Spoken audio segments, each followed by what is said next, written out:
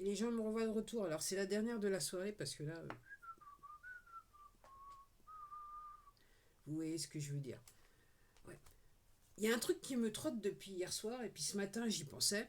Je pensais toujours à ce verset je sais pas si c'est le bon mot qu'il faut utiliser, mais sur Éphésiens, donc 6-17, hier je l'ai lu en version anglaise. J'aime réellement pas la traduction française, je vous le dis honnêtement. Mais je me demandais, parce que quand à un moment je suis arrivé sur le verset 17 et je vous disais, c'était Put on the helmet of salvation and take the sword of spirit. Et en français, c'est traduit. Alors c'est la version, je crois, Louis II. Oui, c'est Louis II. Parce que dans la Bible, il y a plusieurs versions, hein, avec plusieurs traductions. Donc je vais vous expliquer ça pour ceux qui ne savent pas. Dans ma vidéo qui s'appelle l'armure de Dieu. Alors oui, je commence comme ça, direct dans le machin. Hier, j'ai fait une vidéo qui s'appelle l'armure de Dieu, où je les expliquais Ephésiens 6, 10 jusqu'à 17. Parce que j'ai mis dans la vidéo 6, 18, mais en fait c'est 6 jusqu'à 17. Et je vais vous expliquer pourquoi je me suis arrêté à 17. Parce que j'ai un problème avec 17.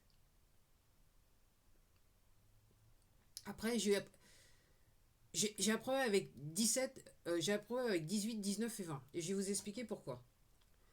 Alors, au début, moi je pensais que The Helmet of Salvation, c'était peut-être la rédemption.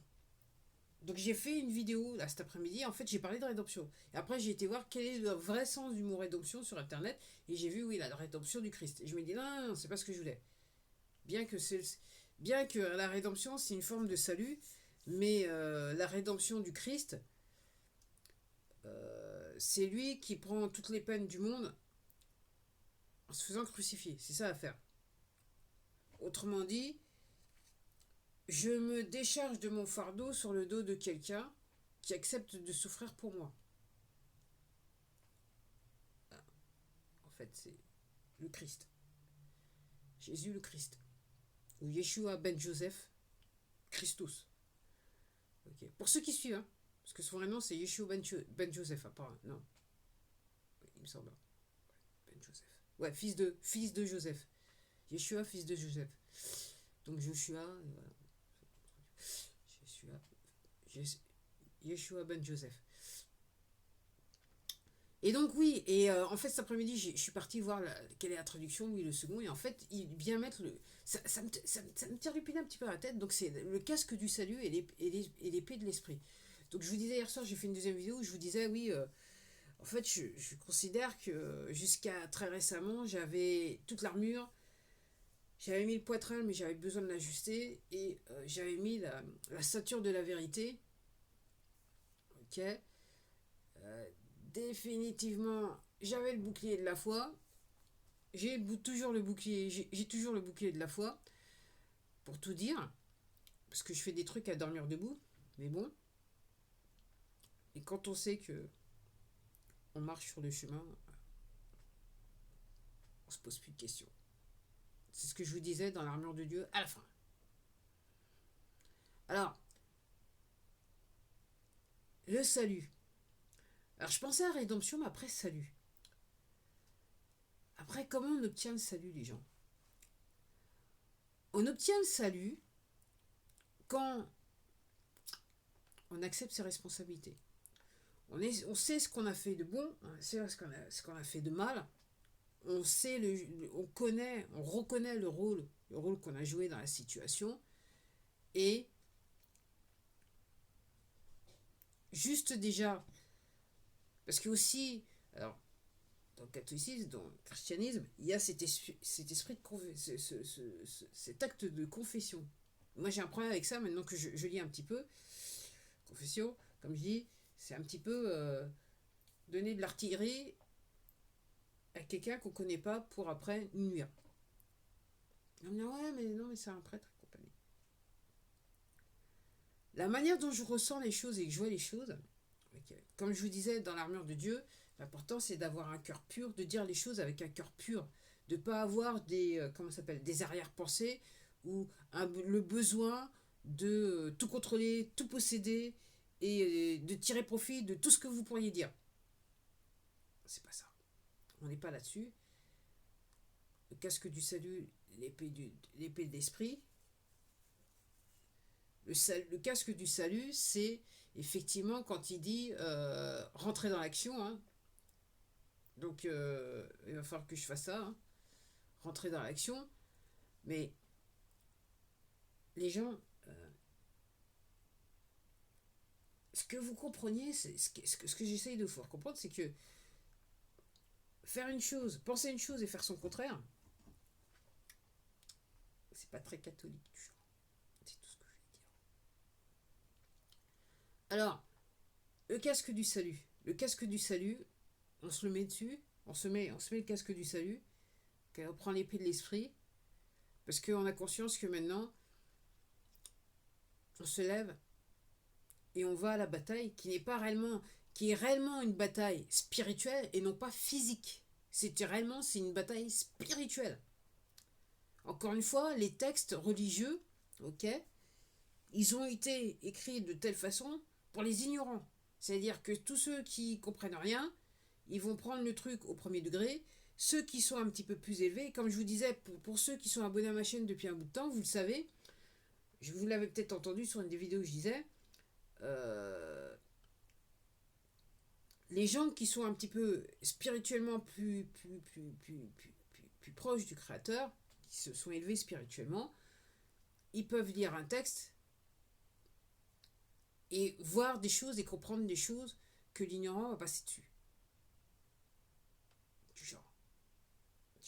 Et je vous disais, voilà, réellement ce que je voulais vous dire, c'est que je voulais vous rappeler que j'avais dit à un moment, effectivement, il y a des gens qui rentrent dans ces groupes religieux, dans ces religions, ok, malgré le fait que peut-être 99% ils sont sur le côté obscur de la force, il y a des gens, parce que spirituellement ils sont déjà élevés, ils se sont élevés, ok, ils accomplissent de grandes choses dans l'ordre où ils sont, dans l'ordre religieux dans lequel ils appartiennent, ok, et ils arrivent avec les textes, dans le même contexte que les autres, qui sont totalement à côté de la plaque, ils arrivent encore à s'élever spirituellement.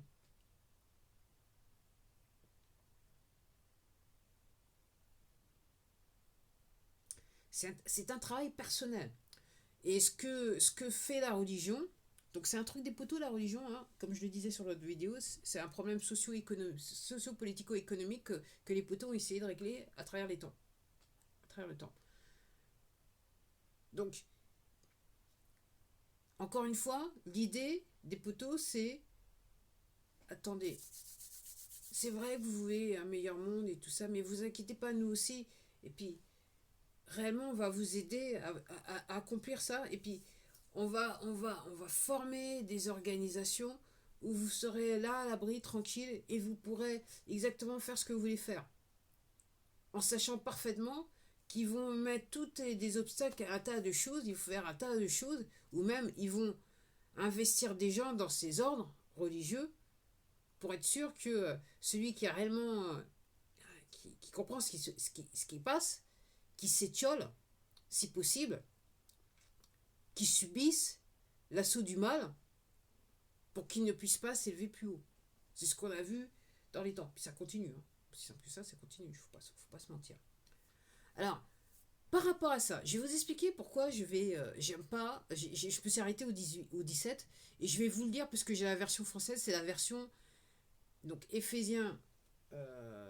Voilà, maintenant que l'écran il bouge tout seul. Je remarque aussi que le soir, ma connexion internet elle est très lente. Très lente. Et maintenant, comme je vous dis, comme par hasard, c'est le. Comment ça s'appelle? Ok, c'est bon. Donc ça commence au niveau du. Voilà. J'allais dire comme par hasard, c'est le verset que je veux lire qui n'apparaît pas sur l'écran. Alors, je vais vous lire la version française Louis II, hein, Éphésiens 18, 19 et 20. Donc 18 qui dit « Faites en tout temps par l'esprit toutes sortes de prières et de supplications, veillez à cela avec une entière persévérance et priez pour tous les saints. » Faites en tout temps pour l'esprit toutes sortes de prières et de supplications.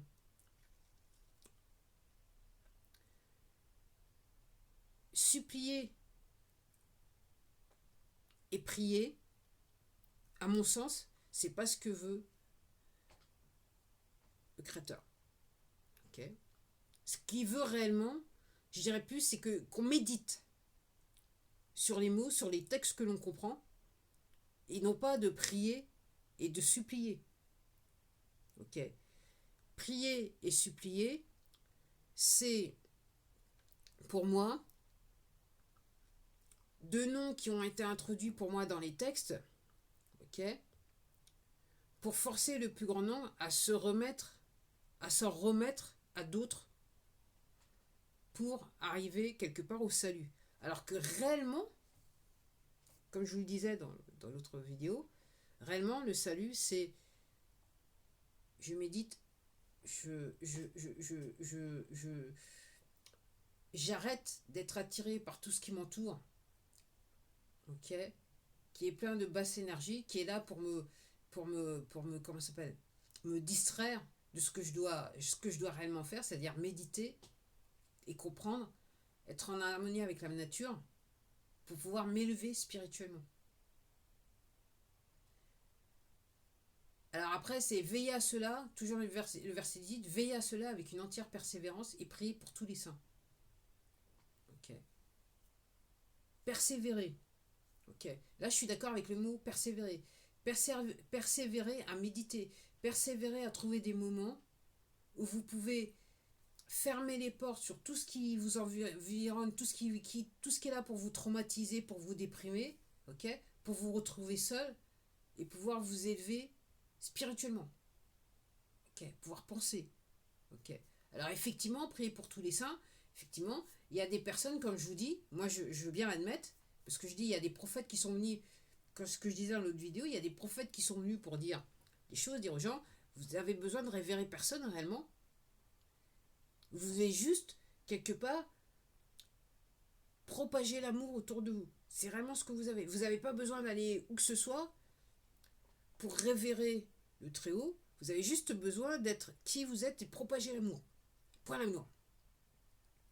Après, je ne savais pas qu'il y a le verset 19 qui dit, priez pour moi afin qu'il me soit donné, quand j'ouvre la bouche, de faire connaître hardiment et librement le mystère de l'évangile. Allez, je sais pas.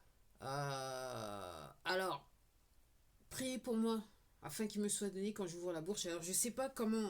Peut-être que je m'avance dans des territoires, Encore une fois, je le fais à chaud. Hein, ok. Priez pour moi afin qu'il me soit donné, quand j'ouvre la bouche, de faire connaître hardiment et librement le mystère de l'évangile, pour lequel je suis ambassadeur dans les chaînes et que j'en parle avec assurance comme je dois en parler. Alors, déjà, ambassadeur dans les chaînes, ok, si ce sont les chaînes de l'espoir, si ce sont les chaînes de la délivrance, si ce sont les chaînes qui vous mènent au Très-Haut. Après, si c'est ces d'autres chaînes qui sont censées vous faire souffrir et vous mettre des obstacles, c'est pas les bonnes chaînes, les gens. Afin que, pour lequel je suis ambassadeur dans les chaînes et que j'en parle avec assurance comme je dois en parler. Un petit peu ce que j'essaie de faire moi. C'est-à-dire une fois que vous êtes élevé spirituellement et vous comprenez certaines choses, ok, vous n'avez aucun problème à vouloir parler, à vouloir communiquer, à vouloir partager ce que vous vivez en fait. C'est vraiment ça. Moi, c'est comme ça que je vois les choses. Après, tout est sujet à la discussion. Mais encore une fois, les gens, hein, ça peut vous faire rigoler, ça peut ne pas vous intéresser, mais les poteaux, ça fait des millions d'années qu'ils se sont penchés sur le sujet. Ceux qui ne vous intéressent pas, ils l'utilisent contre vous, les gens. Donc il faut penser. Donc oui. Donc en gros, c'est le casque du salut, l'épée et l'épée de l'esprit. Moi, l'épée de l'esprit, telle que je la vois, dans ma tête, c'est l'épée de l'esprit, c'est un petit peu une lumière qui s'étend de vos bras et qui monte en haut. Ok.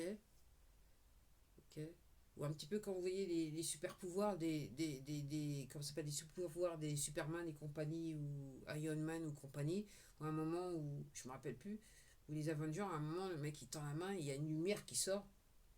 Ok. Donc tout ça, toutes ces iconographies là, elles sont issues de ces textes religieux. Mais la manière dont c'est tourné, il y a, ok, dans les histoires se compter, il y a un mélange du texte religieux que personne ne connaît de nos jours, ou presque, très peu de gens se penchent sur les textes, et de l'autre, il y a les poteaux qui essayent de vous détourner quelque part d'un texte que vous avez du mal à comprendre, que vous ne connaissez pas, que vous avez du mal à comprendre.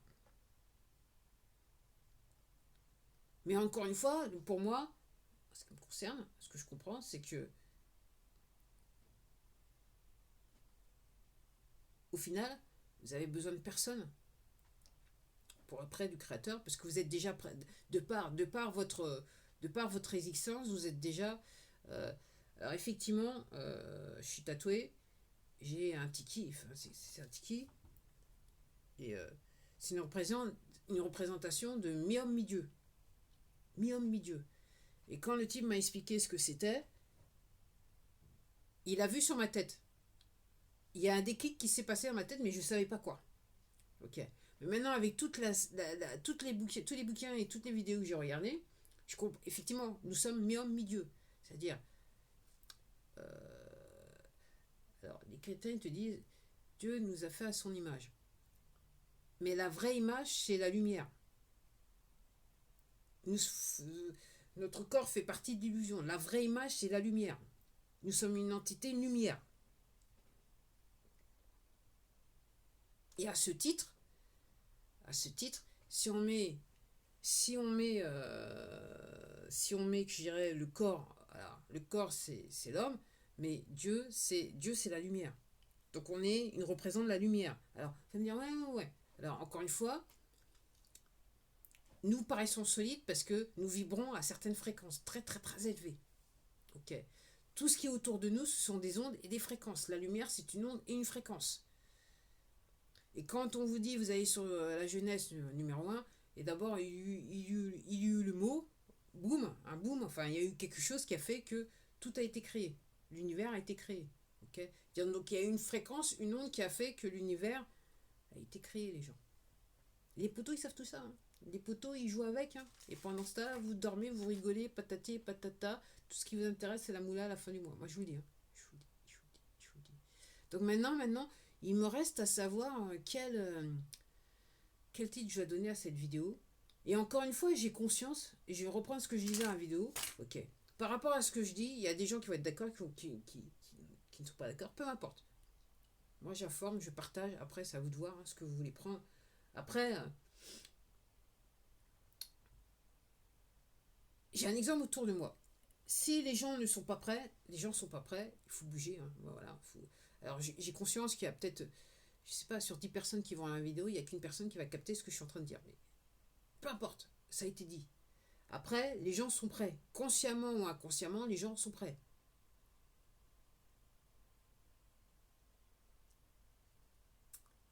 Donc, et une fois qu'il y a une connexion entre la conscience et l'inconscient, les gens sont prêts. Mais quelquefois, ça prend un petit peu de temps. Et puis, il y a des gens qui sont là pour que la connexion ne soit jamais faite. Je fais référence à ma vidéo précédente, le jeu de l'âme. C'est pour ça que j'ai marqué un temps d'arrêt. J'ai dit, mais je disais ça dans le jeu de l'âme. Ma vidéo qui s'appelle Quoi de neuf 2024, le jeu de l'âme. Et dans les faits, les poteaux, ce qu'ils voulaient, c'était récupérer nos âmes. Ils font tout ça pour récupérer nos âmes, pour contrôler nos âmes, pour éviter que nos âmes. Et pourquoi les enfants? Parce que les enfants, ils arrivent avec des possibilités que des enfants n'avaient pas, qui étaient nés n'avaient pas auparavant. Donc ils se sont dit, si c'est réellement ça doit arriver, tout ce qui est dit, ce qui est prédit, ça doit arriver, on va éliminer déjà une partie de la population dès le départ. Comme ça, on va être tranquille. Mais malheureusement, lui, il a un plan. Et ça continue. Et là, les poteaux, ils sont en train de payer cher. Il y a des gens qui ne comprennent toujours pas, mais ils sont en train de payer cher. Plus cher que nous. Même si je ferai comprendre qu'il y aura une augmentation des prix. Enfin, ils ont déjà augmenté, soit dit en passant. Apparemment, en juillet, ça sera encore plus fort. Aïe, aïe, aïe. Et soit dit en passant, juste, et je m'arrête là. Le mois dernier, j'ai acheté un paquet de sel, gros sel. Ok. Il faut manger le gros sel noir, messieurs, dames. Parce qu'il est plein de vitamines. Non, il est plein de minéraux, excuse-moi. Euh, Auchan 1,08. Aujourd'hui, j'achète le machin. Alors, si tu marques toujours 1,08, tu passes à la caisse à 1,58. C'est quoi le taux d'inflation exactement?